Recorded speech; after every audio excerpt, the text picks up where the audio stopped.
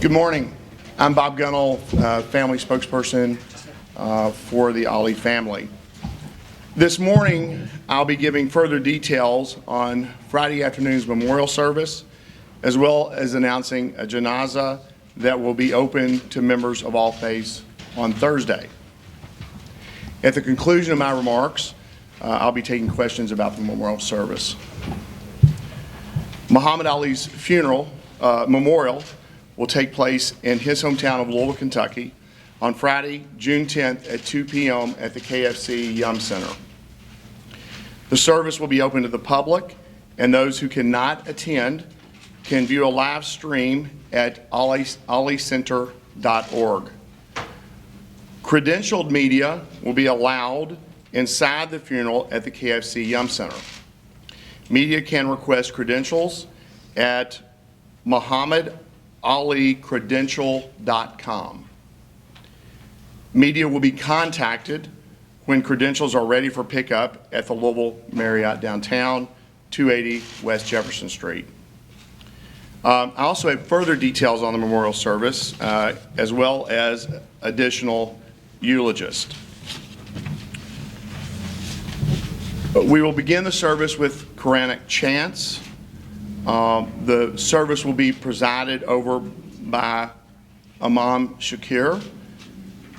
There will be recitation from the Quran, and then the Imam will serve and introduce all speakers.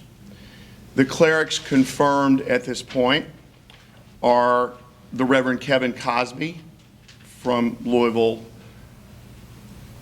a representative of the Catholic faith who we're still confirming at this point, Rabbi Michael Lerner,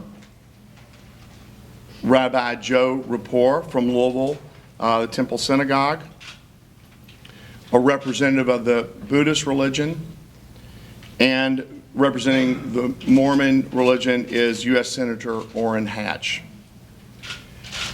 We will begin with the service with poetry readings from Ambassador Atala Shabazz, and then we will begin our eulogies. And this is something different that just occurred within the last day. The tone will be set from the first eulogist by Lonnie Ali. Then Muhammad's daughter, Maryam Ali, will speak. Natasha Mankour, a Muhammad Ali Center scholar, will be next, followed by longtime family friend and Louisvillian John Ramsey, then Billy Crystal, Bryant Gumbel, and the Honorable William J. Clinton. Additional eulogists may be added. We will close the service with prayers by Imam Shakir. We'll also have several foreign dignitaries who have asked to speak at the service, and we are going to allow that, and they will be somewhere in the order of eulogists. Turkish President Erdogan will speak, as will King Abdullah II of Jordan. On Thursday, we have added a janazah that will be held at Freedom Hall in Louisville at 12 noon. As some of you will go back in history and find out, Freedom Hall is the location of Muhammad's last fight in Louisville, and it was against Willie Bismanoff on November 29th, 1961. The janazah is part of Muhammad's wishes and follows Muslim tradition. The event will be open to the public with doors opening at 9 a.m. People of all faiths are welcome. To explain the janazah, I would like to bring up Imam Shakir and Dr. Timothy Giannotti, please, to answer questions at this time. And we'll limit questions, guys, and then I'll come back and take questions about the memorial service itself. Good morning. I'm Imam Zaid Shakir, and this is Dr. Timothy Giannotti.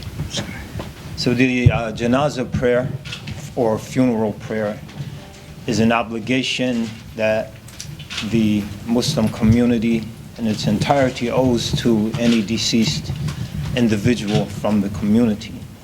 So it's called a communal obligation. If the community fails to undertake it, we will be all collectively deemed to be sinners.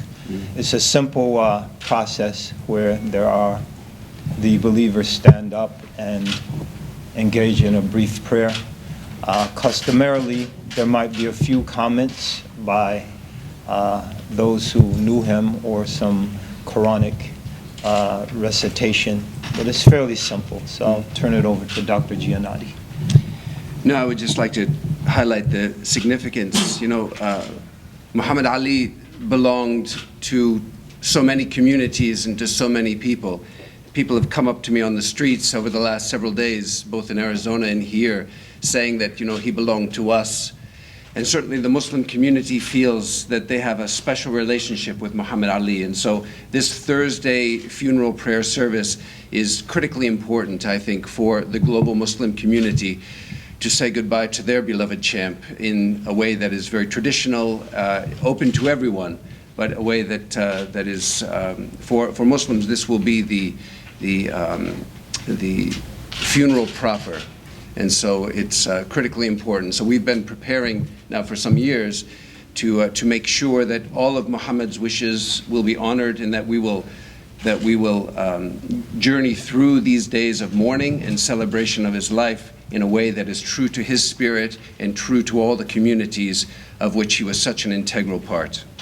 And before turning it back over to Bob, I'd like to, or questions, just to say that we thank the family and all of those who are working with the family for affording the Muslim and wider communities this opportunity, because as we all know, Ali was the people's champ, and it's only fitting that the people have an opportunity to send him off with a very robust commemoration. So we thank the family for that. Absolutely. Question? Yes, sir. Yeah, hi Bob. I mean, it's obviously, this is a question from British Network ITV News. You've obviously outlined here a strikingly inclusive and multi-faith and indeed international dimension to the events on Thursday and Friday.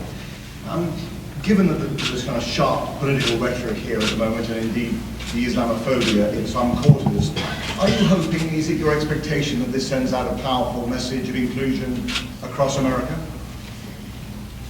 Muhammad and Lonnie Ali spoke of inclusiveness their entire lives, and that's the tone that they wanted to set. Working with these two gentlemen for almost a decade, almost 10 years, to make sure that this occurred. And so, yes, absolutely. I mean, we want this to be inclusive of everyone. That's why we set Freedom Hall, not just with its historical significance, but with the size of Freedom Hall, so that everyone could attend, that Muslims and people of all faiths could attend and perhaps learn more and be like Muhammad Ali and open their hearts to everybody. Would you like to elaborate? I think it's very important for us to understand, and I'm sure most people here do, and certainly those viewing, that Muhammad Ali transcended any particular community.